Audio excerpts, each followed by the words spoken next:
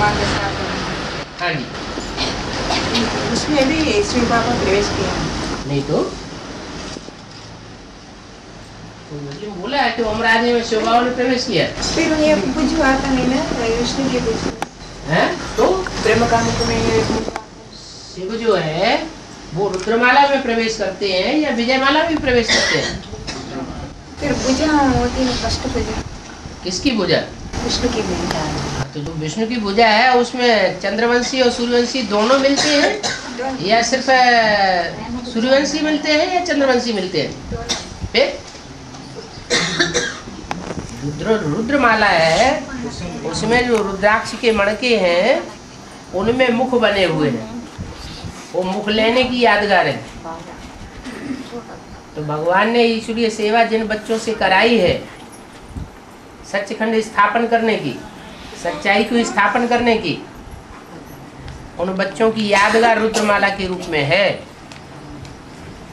फिर उनमें कोई में एक मुख है जिसमें एक शिव ही प्रवेश करता है सच्चखंड स्थापन करने के लिए, कोई में और मुख भी प्रवेश कर जाते हैं, दूसरे धर्मों की आत्माएं भी प्रवेश कर जाती हैं।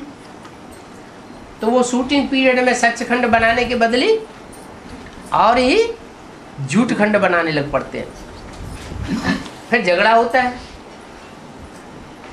फिर रिजल्ट क्या निकलता है? अंत में सत्य की विजय होती है। सारी दुनिया एक तरफ और एक आत्मा दूसरी तरफ।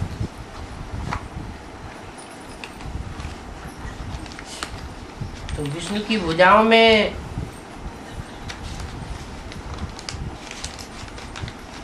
जो लेफ्टिस्ट भुजाएं हैं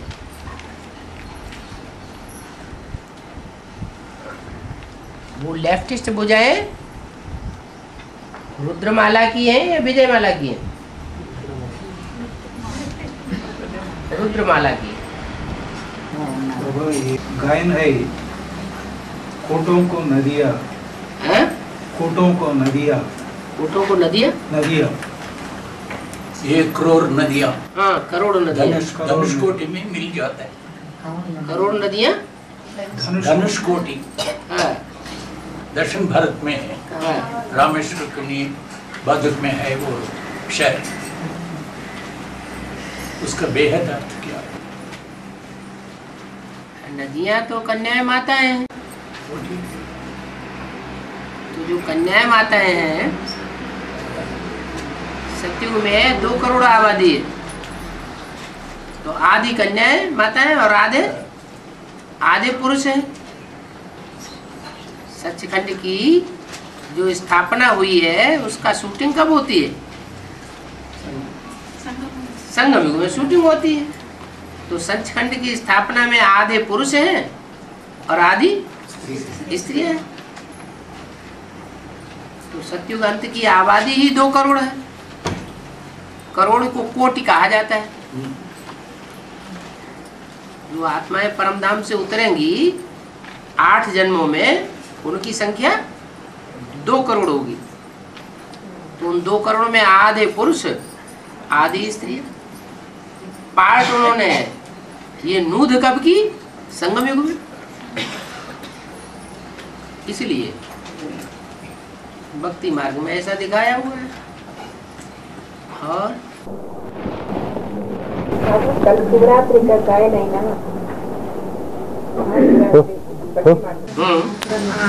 उसी समय माता शिव मंदिर के पास जाकर बाप का परिचय देना चाहते हैं।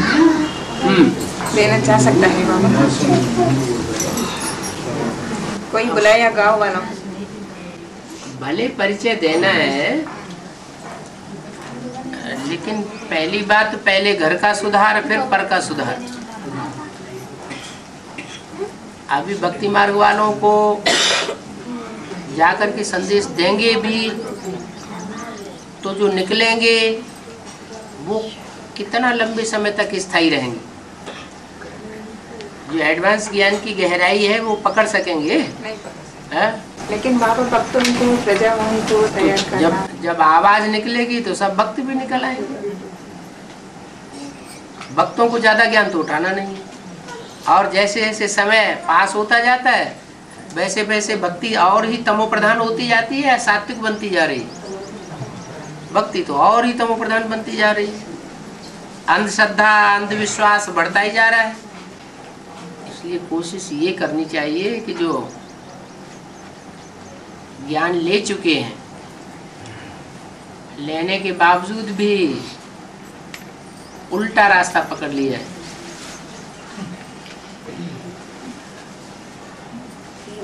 या बाप की पहचान से वंचित हो गए, ज्ञान से वंचित हो गए, कौन को ठिकाने लगाना? तो आज ही तो मुरलियों का तंग नहीं होना है कि सुनते नहीं है। हम अपना संदेश देते गए, संदेश देते देते देते देते संदेश लेने मात्र से ही प्रजा बन जाती है।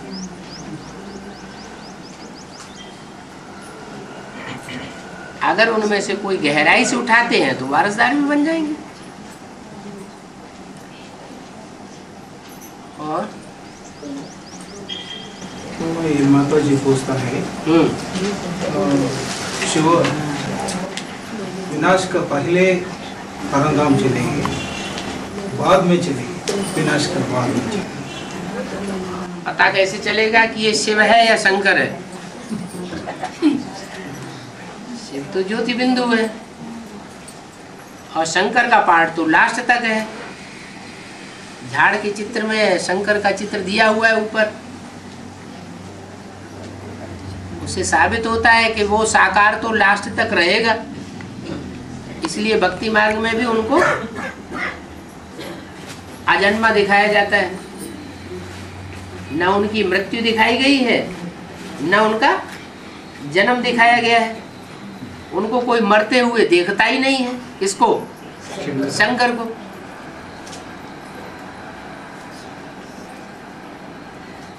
तो जिसको मृत्यु पाते हुए देखता ही नहीं कोई, इससे साबित होता है कि उसमें अमरनाथ की प्रवेशता हुई है और प्रवेश होने के बाद वो शिव समान बन गया। इसलिए शिव को शंकर के साथ मिला दिया, और कोई देवता को शंकर के साथ नहीं मिलाया। इसलिए भक्ति मार्ग में जो शिव है सोई शंकर है, जो शंकर है सोई शिव है। लेकिन आत्माएं तो दो अलग अलग हैं। शिव की आत्मा जो कभी जन्म मरण के चक्र में नहीं आती,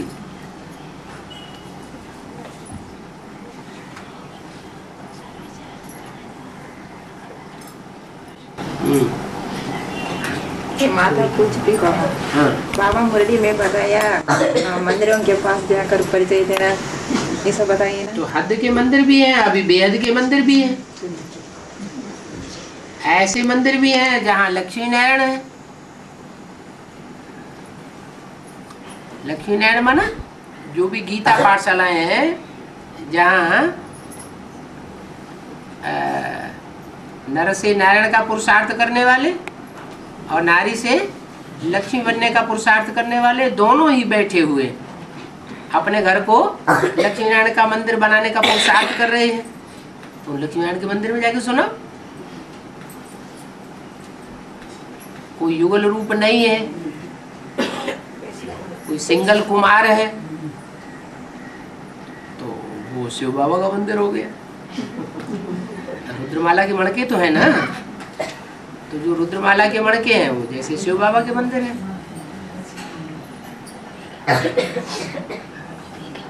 और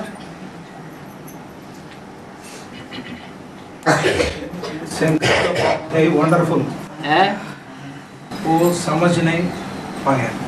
तुम बच्चे समझ न सको, तुम बच्चे भी समझ न सको, दुनिया वालों की तो बात ही छोड़ो। तुम बच्चों की भी बुद्धि तरक जाती है।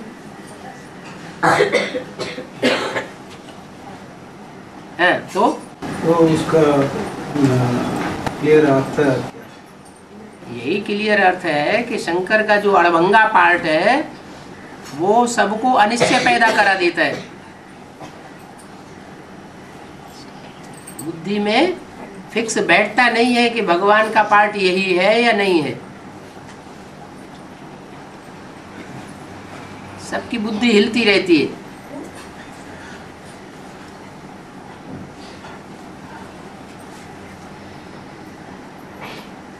एक तो साधारण पार्ट है, साधारण तन, साधारण पार्टधारी। साधारण तनधारी है तो सर्वसाधारण जैसे ही कर्म करता है, तो लोगों की बुद्धि में जल्दी नहीं बैठता ये भगवान का रूप हो सकता है।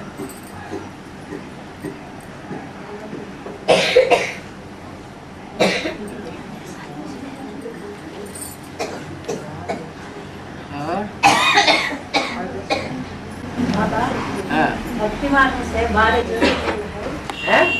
भक्ति मार्ग से 12 ज्योतिर्लिंग है। हाँ। जो मुख्य महीने है काशी रामेश्वर में भी मुख्य कौन है? उनमें मुख्य कौन है? जो काशी रामेश्वर जो ज्योतिर्लिंगम है, ज्योतिर्लिंगम कहे जाते हैं, उनमें उत्तर से लेके दक्षिण तक है? तो जो उत्तर से लेके दक्षिण तक है उनमें पार्ट वास्तव में किसका है? 12 में कौन सी आत्मा पार्ट बजाती है? अच्छा, उसका नाम क्या है? जो ज्योतिर्लिंगम है वो किसके ज्योतिर्लिंगम कहे जाते हैं? किसकी ज्योति के लिंग कहे जाते हैं? शिव की ज्योति के लिंग है। माने शिव ही जिन 12 में पार्ट बजाता है वो ही 12 ज्योतिर्लिंगम है। जो माला बनती है ना 108 की, 108 की माला में 9 ग्रुप हैं 12-12 के। उनमें से जो पहले 12 हैं जो ठेठ सूर्यवंशी हैं, उन सूर्यवंशी 12 में शिव ही तो प्रवेश करता है और प्रवेश होकर के उनके द्वारा नंबर 12 पार्ट बजाता है। तो जिसको सबसे ऊंची स्टेज में दिखाया गया वो सबसे ऊंचा।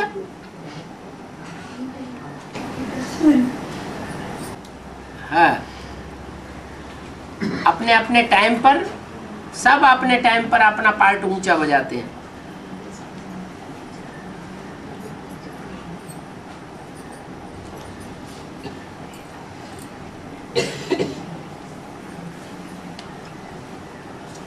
वो अलग अलग आत्माएं भले हैं जिनमें शिव ने पार्ट बजाया है, लेकिन पार्ट वास्तव में किसका है? उन आत्माओं का पार्ट थोड़ा ही है, वो शिव का पार्ट है।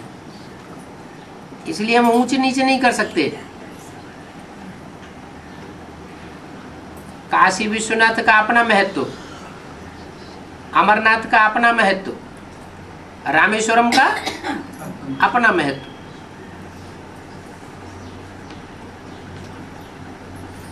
और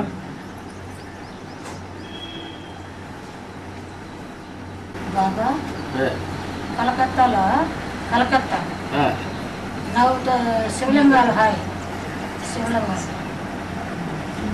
9 శివలింగాలు దానికి యాదగారు ఉన్నాయి 12 ఉన్నాయి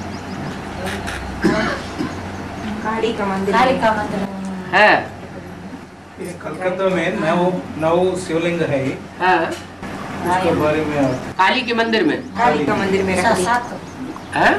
काली का मंदिर पर 7 पक्कन हाँ हाँ हाँ 9 लिंग रखे हुए हैं। 9 शिवलिंगाल है। हाँ, तो जो 9 लिंग हैं वो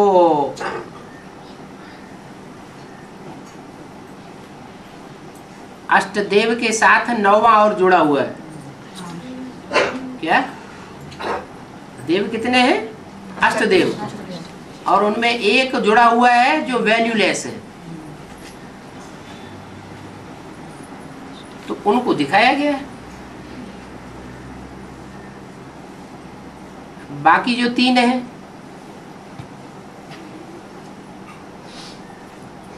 वो तो विनाशकारी है। सिर्फ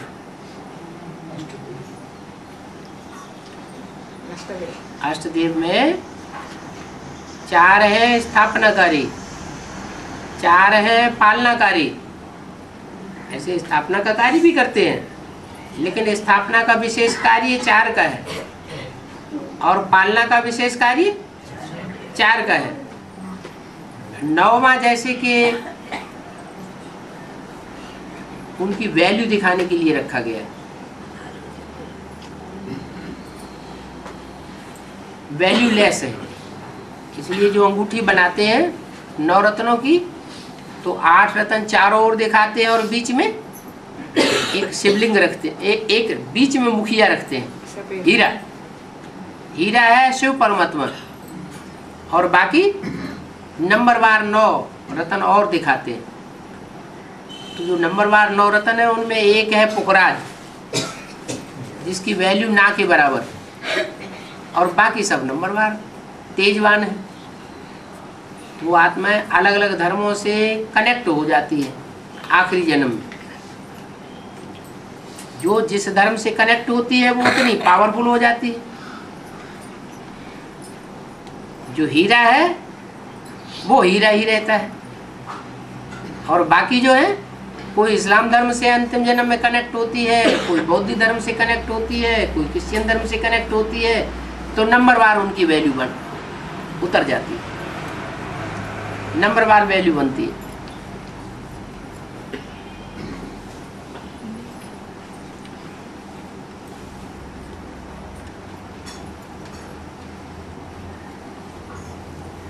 और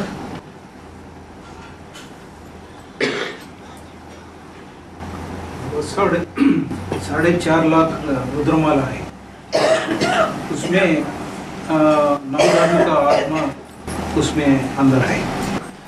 माना सूर्यवंश 25,000, चंद्रवंश 25,000, ऐसा 9 धर्म का है। 4.5 लाख में से 2.25 लाख चंद्रवंशी और 2.25 लाख टोटल मिलाकर के लास्ट में होंगे सूर्यवंशी। तो उनमें भी नंबरवार निकलते हैं। जो ठेठ सूर्यवंशी है उनका संगठन पहले बनता है, तो दूसरे नंबर पे जो है वो थोड़ा चंद्रवंश में रिजी भिजी आत्माएं हैं, बाद में निकलती है। फिर इस्लाम वंशी और ही बाद में निकलती है, क्रिश्चियन वंशी, ऐसे ऐसे जो दूसरे धर्म से प्रभावित हो गए हैं लास्ट जन्मों में, तो निकलते रहते हैं। लेकिन अंत में बनना सबको है बीज रूप स्टेज में। आखिरी विनाश होगा 5-7 रोज में, एटॉमिक एनर्जी का जो विस्फोट होगा उसमें वो 4.5 लाख सब निकल आएंगे।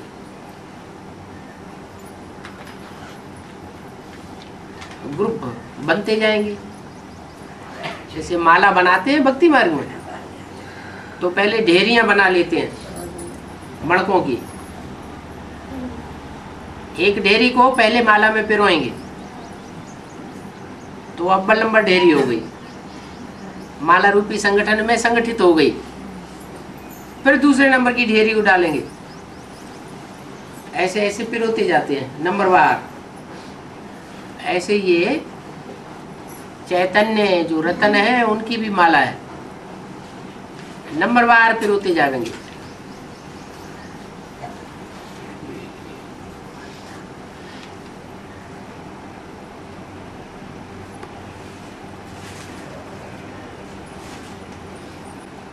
जन्म लेने वाले 4.5 लाख बच्चे के रूप में मामा, वो सारी आत्मा शरीर छोड़कर प्रवेश करती है एडवांस पार्टी में।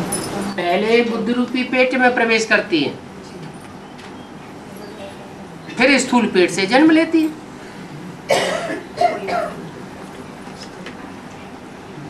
पहले संकल्पों के आधार पर समान संकल्प वाली बनती हैं, फिर जिनके साथ उनके संकल्प मिलते हैं उन्हीं के शरीर रूपी पेट से फिर उनका जन्म होता है।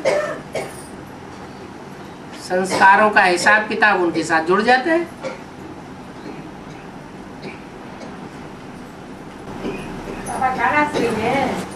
एक लिंग को 1000 लिंग दिखाते हैं, वो क्या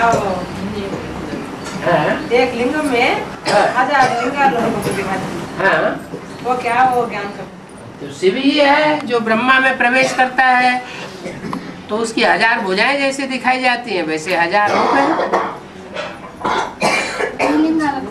है। गाँव में नाम गाँव का नाम। हाँ जी, हाँ जी।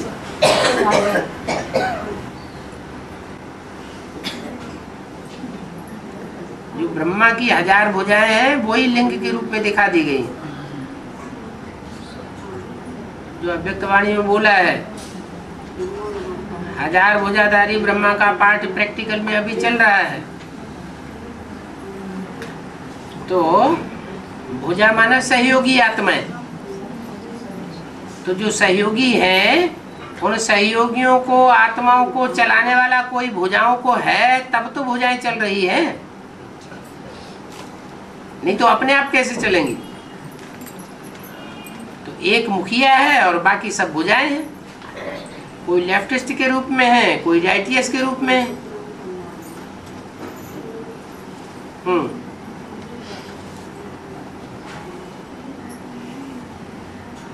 और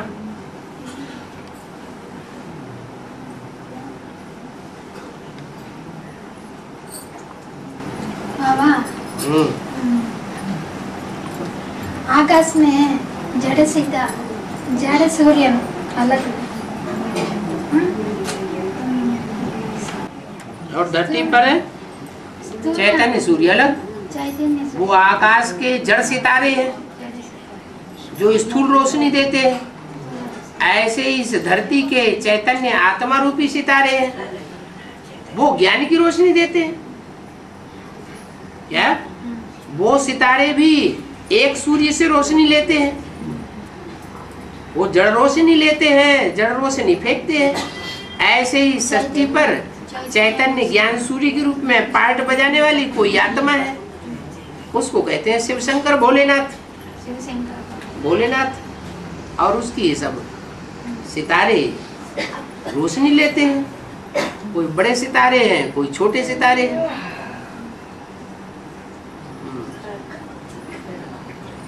कहते हैं जब विनाश होगा तो सारी सृष्टि पर 9 लाख सितारे रोशनी मारेंगे। क्या 4.5 लाख सूक्ष्म शरीर से प्रवेश होने वाले और 4.5 लाख साकार शरीर से प्रत्यक्ष होने वाले। एक एक में 2-2 आंखें।